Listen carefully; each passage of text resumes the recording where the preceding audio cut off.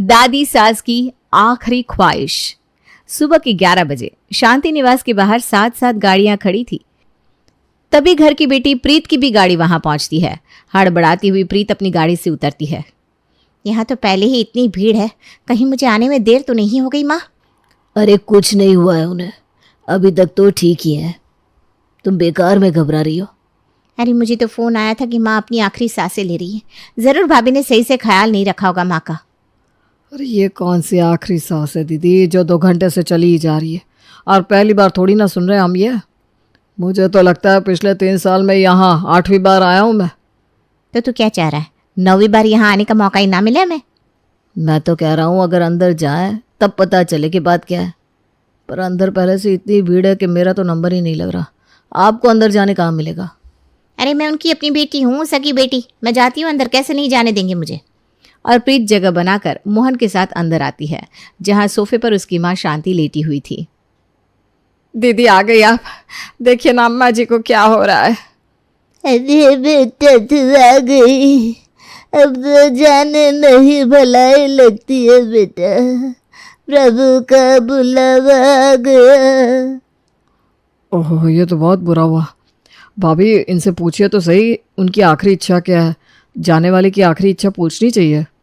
अम्मा जी की आखिरी इच्छा पूछने की मेरी तो हिम्मत नहीं हो रही भैया, आप ही पूछ लीजिए। अब बुआ जी कोई आखिरी इच्छा है तो बता दीजिए।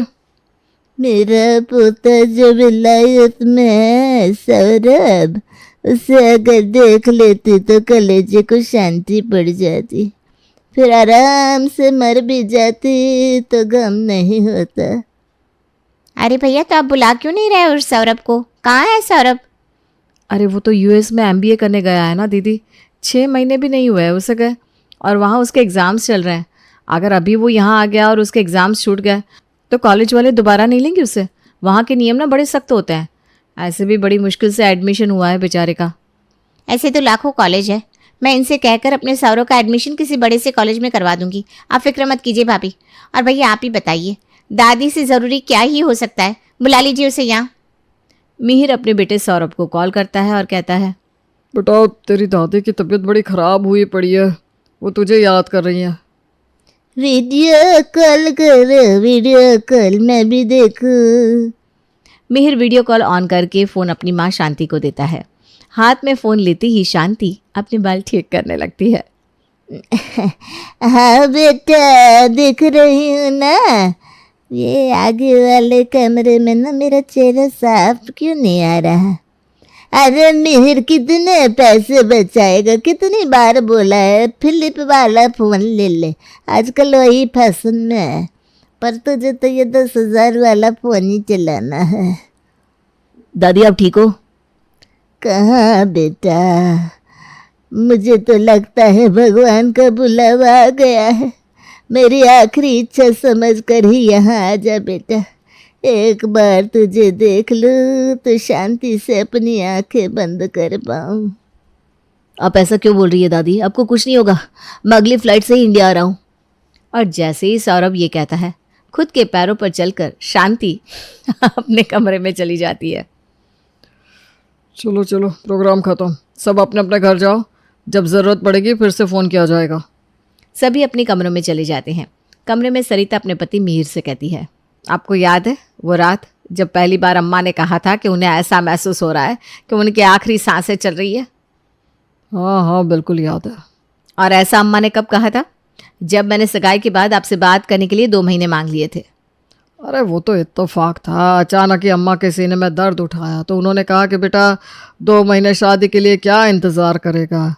लड़की वालों को फ़ोन लगा, मैं चली गई तो मेरे इकलौते बेटे की शादी में मेरी तस्वीर भी नहीं रहेगी, इसीलिए चटमंगनी पर ब्याह करना पड़ा हमें। उसके बाद तुरंत जब हनीमून पर जाने वाले थे अम्मा की तबीयत फिर बिगड़ गई।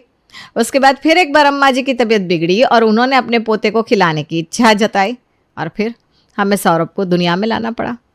अरे क्या हिसाब लगा रही हो सरिता तुम? अब मैं समझ गया हूँ, ये सब अम्मा का ज्ञान है। पहले उन्होंने तुम्हें यहाँ की बहू बनाया, फिर तुम्हारे भाग्य से अम्मा बच गई, फिर सौरभ दुनिया में आया, उसके भाग्य से अम्मा बच गई। आप नहीं समझेंगे। आज जैसे ही सौरभ की फ्लाइट दिल्ली एयरपोर्ट पर लैंड करती है, शांति टी शर्ट ट्राउजर में काला चश्मा लगाए अपने कमरे से बाहर निकलती है। अम्मा, आपकी तो तबीयत खराब थी ना, कहाँ जा रही हैं आप? अपने पोते को लेने जा रही हूँ एयरपोर्ट, आज सामने से। और 80 साल की उम्र में एक हाथ से अपनी छड़ी घुमाती हुई शांति अपने पोते को बाइक के पीछे बिठाकर वापस अपने घर लौटती है। दादी, व्हाट अ प्लेजेंट सरप्राइज, आप तो ठीक हो? मुझे क्या होगा बेटा, जैसे ही मुझे पता चला तू आ रहा है, तेरी दादी भली चंगी हो गई। अब तो मेरी नजरों से दूर मत जाना, हाँ लल्ला। शांति वापस से अपने घर पर पहले की तरह रहने लगती है। एक रोज खाने के टेबल पर, अरे मिहिर, अब सौरभ के लिए लड़की देख ले। बोल सौरभ, शादी करेगा? अरे अभी तो ये 26 साल का है जी, खुद का बनियान तो ये धोता नहीं, शादी क्या करेगा? मम्मी बिल्कुल ठीक कह रही है पापा, मुझे नहीं लगता कि I am ready for it. मेरी जब शादी हुई थी 9 बरस की थी मैं।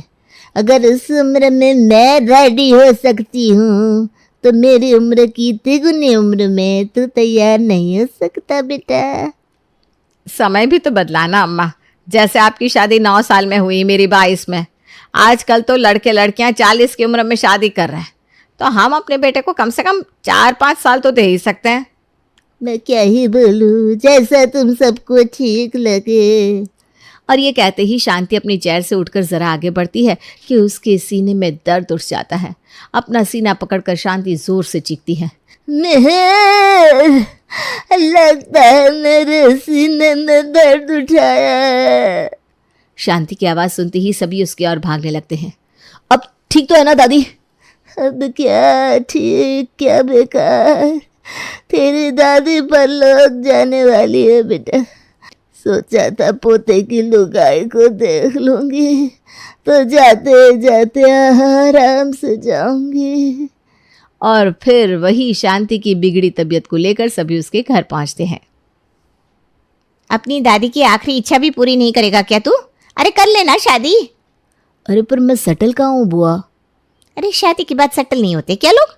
तेरे फूफा जी को ही देख ले, शादी के बाद उनकी सरकारी नौकरी हुई, पहले 1000-2000 कमाते थे। लड़की आएगी तो अपने साथ अपना भाग्य लेकर आएगी। हो सकता है उसकी किस्मत से तू भी जल्दी से सेटल हो जाए और माँ की तबीयत भी सुधर जाए। तो फिर तय रहा, हम कल ही लड़की देखने जाएंगे और हफ्ते भर के अंदर अपने सौरभ का ब्याह कर देंगे। ठीक है ना माँ, तो अब तो खुश है? और एक बार फिर शांति के झूठे सच्चे सीने के दर्द के कारण घर में एक और शादी होने वाली थी, और इसी में सौरभ से शादी कर नेहा अपने ससुराल आ जाती है। दरवाजे पर अपने पोते की बहू को खड़ी देख शांति बिस्तर से उठ खड़ी होती है। वाह बेटा वाह, तूने मेरी आखिरी ख्वाहिश पूरी कर दी। अब ना मुझे अच्छा लग रहा है। बस भगवान इस प्यारी सी बहू के साथ रहने के लिए 6-4 महीने और दे दे, उसके बाद आराम से मर जाऊंगी। आप ऐसा क्यों कह रही हैं दादी? आप तो 100 साल जिएंगी। और न जाने इन 100 सालों में अम्मा अपनी कौन कौन सी आखिरी ख्वाहिश पूरी करवाएंगी। अगली सुबह घर की सबसे बड़ी और बूढ़ी सदस्य शांति अपने बिस्तर से उठकर बाहर आती है और ज़ोर ज़ोर से टीवी पर भगवान के भजन बजाना शुरू कर देती है। भजन की आवाज़ सुनकर सभी बाहर हॉल में आते हैं। अम्मा, तुम इतनी सुबह उठ गई, तबीयत तो ठीक है ना तुम्हारी? एक बार जिसने जाने की ट्रेन पकड़ ली ना बेटा, वो कहाँ ठीक होते हैं। आप ऐसा मत बोलिए ना दादी, मेरा तो जी फटा जा रहा है। आपको नींद नहीं आ रही तो मैं आपको सुला दूँ? नहीं नहीं बेटा, मेरी तो आखिरी ख्वाहिश थी मेरा पूरा परिवार साथ में मॉर्निंग वॉक पर जाए, तो सोचा एक बार भजन बजाकर तुम सबको जगा ही दूँ है। अब पता नहीं शाम तक हूँ कि दोपहर तक हूँ, तो सुबह मैं तो मॉर्निंग वॉक कर ही लूँ। तो फिर ठीक है, मैं अभी ट्रैक सूट पहन कर आती हूँ दादी माँ, हम सब चलेंगे मॉर्निंग वॉक पर। क्यों मम्मी जी? चलना ही पड़ेगा बहू, अम्मा जी की आखिरी ख्वाहिश जो है ये। आगे आगे अम्मा, पीछे पीछे पूरा शांति निवास हांफता हुआ ग्राउंड के चक्कर लगा रहा था सीटी बजाते हुए। कहीं अम्मा जी की आखिरी ख्वाहिश पूरी होते होते मैं ही आखिरी सांसें ना ले लूँ। अब तक 4 किलोमीटर दौड़ चुके हैं हम। कहाँ मैंने सोचा था कि शादी के बाद कुछ वक्त सौरभ के साथ बिताऊंगी। एक तो इतनी हड़बड़ी में शादी हुई और शादी के बाद ये सब करना पड़ रहा है। जल्दी जल्दी कदम भगाओ, जल्दी जल्दी आगे बढ़ते जाओ साथियों। अब और नहीं दादी, आपकी भी तबीयत बिगड़ जाएगी, चलिए ना घर वापस चलते हैं। तभी शांति कहती है, अभी घर जाएंगे तो बहुओं को खाना बनाने में वक्त लगेगा, थक गई है ना बेचारी। यहाँ पास ही में एक नया 5 स्टार होटल खुला है। तेरे पापा पूरी जिंदगी कहते रहे, शांति जी आपको 5 सितारा होटल लेकर जाऊंगा, पर इसके पहले कि वो मुझे 5 सितारा होटल ले जा पाते, वो बेचारे खुद ही सितारों में मिल गए। यही तो उनकी ख्वाहिश थी ना आखिरी, कि मैं 5 स्टार होटल में खाऊं। ये तो आपसे ज़्यादा दादाजी की ख्वाहिश होगी दादी। ऐसी बात है तो अभी आपकी ये ख्वाहिश पूरी कर देते हैं। चलिए सब रेडी हो जाइए, हम आज होटल में ही खाएंगे। शांति का पूरा परिवार हंसी ठिठोली के साथ आज रेस्टोरेंट में खाना खाता है। न जाना आज कितने दिनों के बाद पूरा परिवार साथ में खा रहा है, वरना सरिता जी सभी के खाने के बाद खाती हैं, मैं दुकान जाने के चक्कर में पहले खाकर निकल जाता हूँ और माँ अपने कमरे में खाती है। आपकी ये ख्वाहिश तो हमारे बड़े काम आई अम्मा। इसी तरह 2-4 दिन और गुजर जाते हैं और नेहा की माँ का फ़ोन सरिता के फ़ोन पर आता है। नमस्ते समदन जी, कैसी हैं आप? मैं तो ठीक हूँ समदन जी, भगवान करे आप सब ठीक रहे, खास करके अम्मा जी। वो क्या है ना, मैं बोल भी नहीं पा रही हूँ, पर नहीं बोलूँगी तो लाखों का नुकसान हो जाएगा। जैसे ही बच्चों की शादी की तारीख पक्की हुई थी ना, नेहा के जीजाजी ने इन दोनों के हनीमून के लिए स्विट्ज़रलैंड की टिकट बुक करवा दी थी।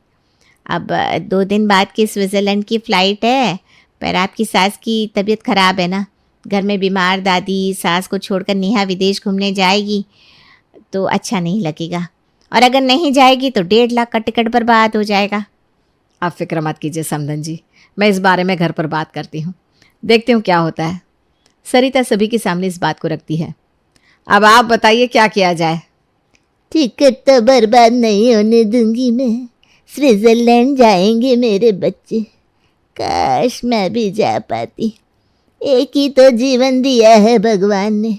सोचा था देश विदेश घूमूंगी, पर पहले ही बुलावा आ गया और मेरी आखिरी ख्वाहिश मेरे मन में ही रह गई। आपने कभी इच्छा जाहिर नहीं की माँ विदेश जाने की? मैं अभी आपके लिए टिकट देखता हूँ। पर आप विदेश जाएंगे किसके साथ और कैसे? क्योंकि मेरा तो पासपोर्ट भी नहीं है, आपका भी पासपोर्ट नहीं है माँ। मेरा पासपोर्ट है ना, मैंने पहले ही बनवा लिया था सौरभ से। वैसे तो मेरा मन हांगकांग जाने का था, पर सोच रही हूँ सोलो ट्रिप से अच्छा है नेहा और सौरभ के साथ स्विट्जरलैंड चली जाती हूँ। क्या सौरभ, कोई तकलीफ तो नहीं है ना बेटा तुझे? अरे नहीं नहीं दादी, हमें क्यों प्रॉब्लम होगी, 2 से भले 3। फिर तो वैष्णो देवी ही चलते हैं दादी। मतलब पहली बार हनीमून पर कोई अपनी दादी सास को ले जा रहा होगा। नेहा का तो दिमाग ही खराब हो जाता है, वो कमरे में आकर अपना सर पकड़ लेती है। कितनी उम्मीदों से मम्मी जी को कॉल करवाया था ताकि मैं हनीमून पर जा सकूं, और यहाँ सब उल्टा ही हो गया। अपनी दादी सास को हनीमून पर लेकर जाऊंगी तो दिन रात उनकी पॉटी सुसु साफ करने में ही हनीमून बीत जाएगा। हे भगवान। और इसी तरह शांति अपनी आखिरी ख्वाहिश कह कर कर नेहा से सारे काम करवा लिया करती। रसगुल्ले बना देना बहू। रसगुल्ले दादी, पर अभी तो आपने रसमलाई खाई है। जाने वाले की इच्छा पूरी नहीं करेगी क्या बेटा? हे भगवान, जिस दिन से आई हूँ दादी जी की आखिरी इच्छा ही तो पूरी कर रही हूँ। यहाँ जाना है, वहाँ जाना है, यहाँ तक कि मेरे सारे नए कपड़े भी दादी ने पहन लिए। हनीमून भी साड़ी में करना पड़ा मुझे, और अब ये खाने का चस्का, पता नहीं और क्या क्या करना पड़ेगा। नेहा अपनी सास से इस बारे में बात करती है। मैं तो पहले ही समझ चुकी थी अम्मा जी को कुछ नहीं होने वाला, उन्होंने मुझे बहुत सताया है अपनी आखिरी इच्छा का वास्ता देकर। अब तेरे साथ भी वही कर रही है। मुझे लग रहा है कि अब वो तुझे बच्चा करने को कहेगी, पर तू ना बिल्कुल अड़ जाना बहू। अभी तुम और सौरभ एक दूसरे से इतना घुले मिले भी नहीं हो, अभी बच्चा करना सही नहीं है। रसोई के बाहर खड़ी शांति सब सुन लेती है।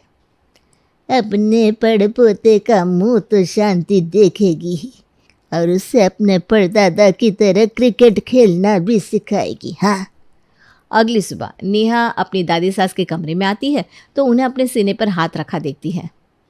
जरा प्रीत को तो फ़ोन कर दे बहू, जाते जाते उसे कुछ देना चाहती हूँ मैं। और हाँ, और किसी को खबर मत करना। ये क्या, आज दादी जी तो कुछ अलग ही बातें कर रही हैं। कहीं सच में इनका समय तो नहीं आ गया। नेहा अपनी बुआ सास को कॉल करती है और उन्हें बुलाती है। तुम्हें कुछ नहीं होगा माँ।